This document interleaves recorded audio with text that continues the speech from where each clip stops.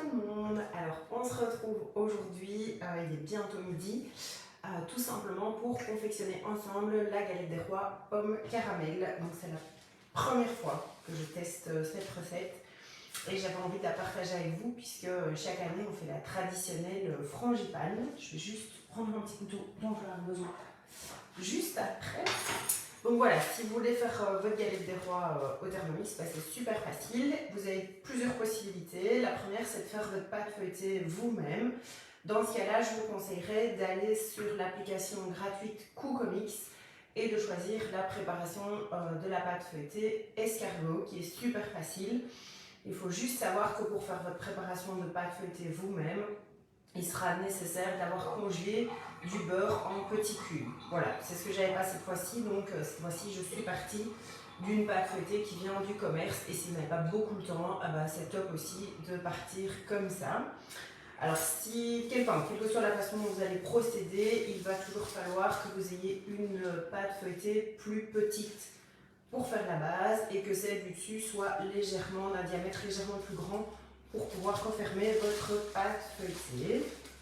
Du coup, ce que je vais faire ici, c'est ouvrir la deuxième et recouper 1 cm à peu près de la première. Alors ça, vous pouvez l'utiliser, évidemment, vous ne jetez pas. Vous l'utilisez pour faire un petit apéro. Voilà, ça fonctionne super bien. Ou bien vous, simplement, vous retravaillez la pâte pour en faire toute autre chose, un autre dessert par exemple. Alors, pour ce que je vous propose aujourd'hui, je suis donc partie d'une recette qui m'avait déjà donné envie l'année passée, qui était compote de pommes et caramel. Donc ce matin, évidemment, pour que le live ne dure pas 1h30, j'ai déjà préparé la compote de pommes. Donc là, j'ai tout simplement mis 1 kg de pommes avec un tout petit peu de citron, de jus de citron et de la cannelle. Mais n'en mettez pas trop, parce que si vous mettez beaucoup de cannelle, alors déjà il faut que vous en mettiez si vous aimez bien. Et si vous en mettez beaucoup, ça va casser un petit peu le goût du caramel. Et alors, en ce qui concerne le caramel, j'ai pris la recette du Salidou. Donc c'est un caramel beurre salé que j'ai aussi trouvé sur Cook-O-Mix. Donc là, je vous envoie vraiment sur cette application-là. Alors, une fois que votre préparation de ces deux choses-là est terminée, eh bien, il y a plusieurs façons de le faire là aussi. Soit que vous mélangez directement la compote de pommes avec, je regarde, voilà, je vois pas du tout vos commentaires, mais j'imagine que c'est ok. Oui, voilà. Donc directement le caramel avec la compote de pommes, ou bien ce que je vais faire cette fois-ci, c'est que je vais napper. Alors je vais juste vous descendre un tout petit peu pour que vous puissiez bien voir la partie plutôt préparation.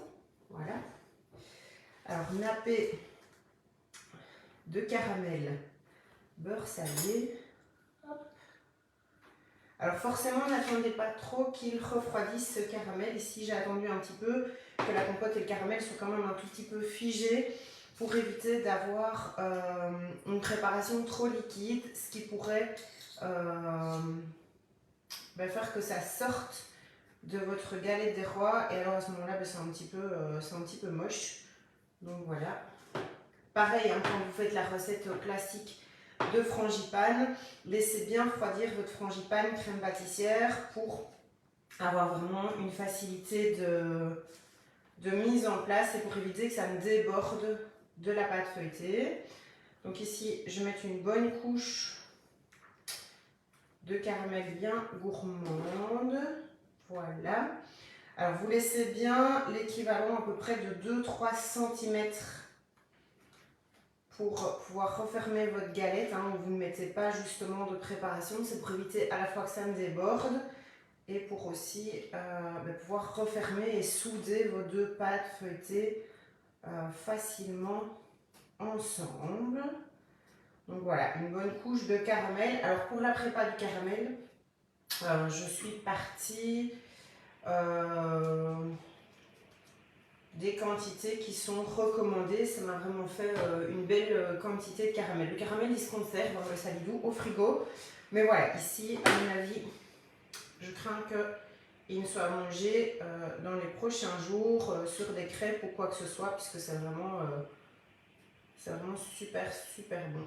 Voilà, donc belle couche, je ne sais pas si vous le voyez, de ce caramel. Je vais mettre par-dessus la compote de pommes. Alors là aussi j'ai fait 1 kg, je sais évidemment que j'en aurai trop. Donc soit je ferai une deuxième galette ou bien on la mangera comme ça. Alors au niveau de la compote de pommes, je ne l'ai pas mixé pour avoir quand même des tout petits, enfin je ne sais pas si vous voyez la texture, comme ça on a quand même quelque chose qui a de la consistance. Et donc là aussi, bah, vous garnissez votre galette, hop hop hop, d'une généreuse couche de pommes. Voilà, c'est tout simplement l'idée d'incorporer des fruits. Alors on pourrait aussi faire pommes, poire. On pourrait aussi, à la place du caramel, mettre une couche de chocolat ou de pâte à tartiner, que vous pouvez faire aussi au Thermomix. Donc voilà, je vais vous montrer ce que ça donne. Dans la recette initiale, il fallait 400 g de pommes. Donc je pense qu'effectivement, c'est à peu près ici ce que j'ai pour avoir une couche vraiment généreuse. Donc voilà, je ne sais pas si vous voyez au niveau de l'épaisseur pour avoir quelque chose de sympa. Alors maintenant, je vais bien dégager les bords parce que je vois que d'un côté de ma galette, je n'ai pas suffisamment de surface. Voilà, on dégage bien les bords. Alors maintenant, je vais utiliser pour faire la dorure un jaune d'œuf avec de la crème fraîche. Et puis, le petit truc, c'est que quand la galette sera pratiquement cuite, je vais faire un petit sirop de sucre pour vraiment avoir un glaçage bien brillant par-dessus et en même temps apporter aussi un petit côté croustillant sucré sur le dessus de la galette. Donc là, en fait, je vais utiliser un petit peu de dorure pour pouvoir souder les deux pâtes ensemble. Donc là, à ce moment-là, à l'aide d'un pinceau, on en met bien sur le bord. Je vais utiliser voilà, à la fois la dorure et puis je vais rincer mon pinceau à l'eau. Et je vais venir terminer, hop, comme ça. Juste avec un tout petit peu d'eau. Voilà. Alors ensuite, je prends ma deuxième. Non, pas ensuite. C'est là où il faut être très précis. Et surtout y penser, c'est de venir mettre votre petite fève. Donc celle-ci, on va mettre un petit schtroumpf. Voilà. Donc là, vous la mettez bien au bord. Voilà. Si vous avez évidemment envie de tricher, vous ferez une petite remarque là où vous l'avez placée. Sinon, vous pouvez aussi faire ce qu'on faisait il y a quelques années. On en mettait plusieurs, ça donnait plus de chance. Voilà, donc une fois que vous avez placé votre fève, vous allez venir par-dessus placer votre deuxième pâte feuilletée. Hop, hop, hop. Bord à bord. Voilà. Et puis pour les souder parfaitement ensemble, vous allez pouvoir venir faire un petit dessin, donc soit avec un couteau, je prends un couteau mais qui n'est pas trop, voilà, et vous allez pouvoir venir faire un joli petit dessin qui permet à la pâte de vraiment être bien soudée et d'éviter justement qu'il n'y ait des débordements à la cuisson. Donc appuyez bien avec vos doigts aussi pour les souder toutes les deux ensemble. Bien soudées comme ça, les deux ensemble. Et puis à l'aide d'un couteau pas trop tranchant, vous allez venir ramener les deux bords vers le centre, à peu près avec un petit centimètre d'écart. Ça va vous donner un effet un petit peu fleur comme ça. Voilà, je ne sais pas si du coup vous voyez bien.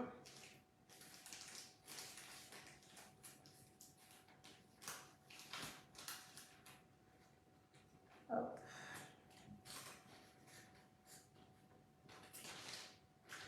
De toute façon, je vous montrerai après ce que ça donne. De toute façon, c'est une technique qu'on voit un petit peu partout. Mais ce qui est vraiment important, voilà, parce que là vous voyez les petites fleurs. Voilà. Donc tous les centimètres Pressez bien de nouveau quand même pour être certain les deux pâtes ensemble. Ensuite, vous allez venir mettre la dorure par-dessus et faire une petite cheminée. Donc cette petite cheminée, c'est tout simplement un petit trou au milieu. D'abord la dorure avec le jaune d'œuf et la crème. Hop. Voilà, si vous voulez. Il y a d'autres techniques hein, pour faire une dorure. Il y en a qui ne mettent pas du tout de jaune d'œuf. Il y en a qui le diluent dans l'eau, dans la crème. Enfin voilà, c'est un petit peu en fonction de ce que vous avez déjà testé. En tout cas, je trouve que celle-ci fonctionne plutôt bien. Voilà. Appliquez donc au pinceau. Et puis maintenant, on va faire la petite cheminée. Et éventuellement, suivant votre côté créatif, c'est maintenant que vous allez pouvoir venir dessiner sur votre dessus de galette des rois. Des fleurs, un quadrillage, une spirale, enfin voilà, ce que vous avez envie, suivant votre humeur du jour. Alors pour ça, on va plutôt utiliser un couteau pointu.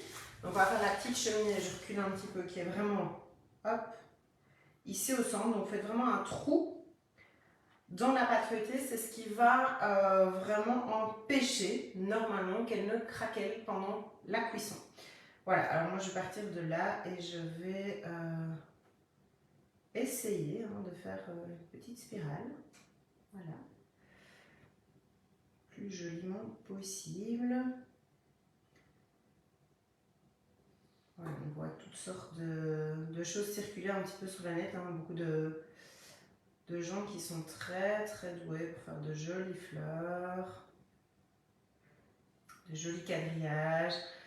Voilà, il y en a même qui disposent aussi des cuillères, des fourchettes pour avoir des, des motifs dans la galette des rois. Si vous avez aussi un, comment vais-je dire, un pochoir, bah ça peut le faire hein, évidemment. Voilà, enfin, on peut faire un dessin, vous pouvez écrire, voilà, je vais peut-être utiliser un couteau un peu moins tranchant parce que j'ai peur d'aller trouver quand même vraiment, ouais, ma pâte feuilletée, c'est mieux, effectivement, comme ça. Donc juste utiliser peut-être la pointe du couteau pour faire votre cheminée, mais pour faire votre dessin, partir peut-être avec un couteau moins tranchant. Voilà, et puis ensuite vous allez cuire votre galette des rois. Alors moi je vous conseille vraiment de surveiller parce qu'en fonction du four, le timing n'est pas forcément celui qui est recommandé. Donc voilà, je vous encourage à faire ça. Donc voilà, surveillez votre cuisson. Ça va être, en général c'est 20-25 minutes, ça dépend un petit peu de comment votre four fonctionne. Voilà, je vous posterai évidemment une photo tout à l'heure et je vous ferai ce petit verdict de cette recette puisque c'est la première fois que on la teste comme ça avec ce mélange pomme caramel. Voilà, je vous dis à tout à l'heure et je vous souhaite un bon appétit.